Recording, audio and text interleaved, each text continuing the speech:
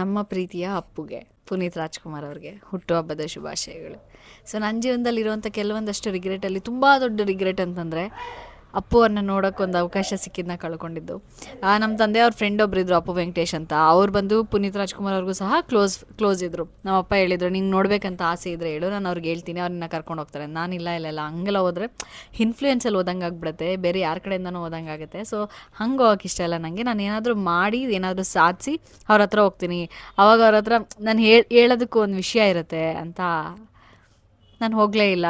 ಈಗ ನೆನೆಸ್ಕೊಂಡೆ, ನಾನು ಅವತ್ತು ಹೋಗ್ಬೇಕಿತ್ತು, ಅದೊಂದೇ ಒಂದು ಚಾನ್ಸ್ನ ಮಿಸ್ ಮಾಡ್ಕೊಂಬಿಟ್ಟೆ ನಾನು ಅಂತ ಅನ್ಸುತ್ತೆ. ಅಪ್ಪು ಹೋದಾಗ ನಂಗೆ ತುಂಬ ಕಾಡಿದ ವಿಷಯ ಅಂದರೆ ಇದೇನೆ.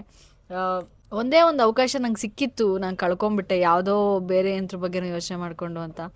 ಜೀವನ ಹಾಗೆ ಅನಿಸುತ್ತೆ, ಹಿಂಗೆ ಅನ್ನಷ್ಟಲ್ಲಿ ಎಲ್ಲ ಮಾಯ ಆಗೋಗ್ಬಿಡುತ್ತೆ. ನಾವು ಆ ಟೈಮ್ನ ಉಪಯೋಗಿಸ್ಕೋಬೇಕು ಅಷ್ಟೇ.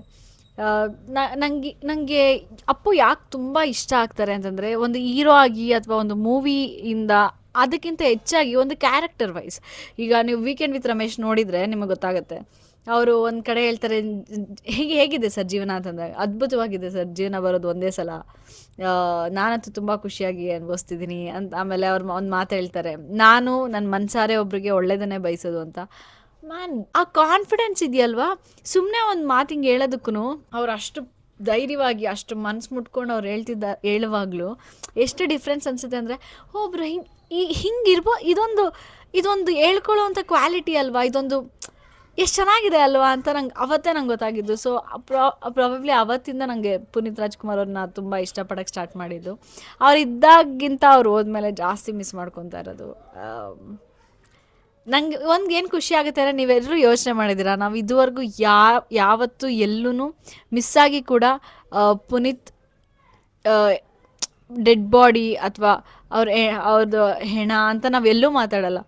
ಅಪ್ಪನ ನೋಡೋಕೆ ಹೋಗಬೇಕು ಹೀಗೇನೆ ಹೊರತು, ನಾವು ಅವ್ರು ಸತ್ತಿದ ನೆಕ್ಸ್ಟ್ ಡೇ ಕೂಡ ಯಾರೂ ಆ ಪದನ ನಾನಂತೂ ಯೂಸ್ ಮಾಡಲಿಲ್ಲ. ನಾನು ಅಷ್ಟೇ, ಅಪ್ಪನ ನೋಡೋಕೆ ಇಟ್ಟಿದ್ರಲ್ವ, ಸೊ ಆವಾಗ ನಾನು ಯಾರನ್ನ ಏನಾನ ಕೇಳಿದ್ರೆ ಅಪ್ಪನ ನೋಡೋಕೆ ಎಲ್ಲಿಟ್ಟಿದ್ದಾರೆ, ಎಷ್ಟೊತ್ತವರೆಗೂ ಬಿಡ್ತಾರೆ, ಈ ಥರ ಮಾತಾಡೋದು.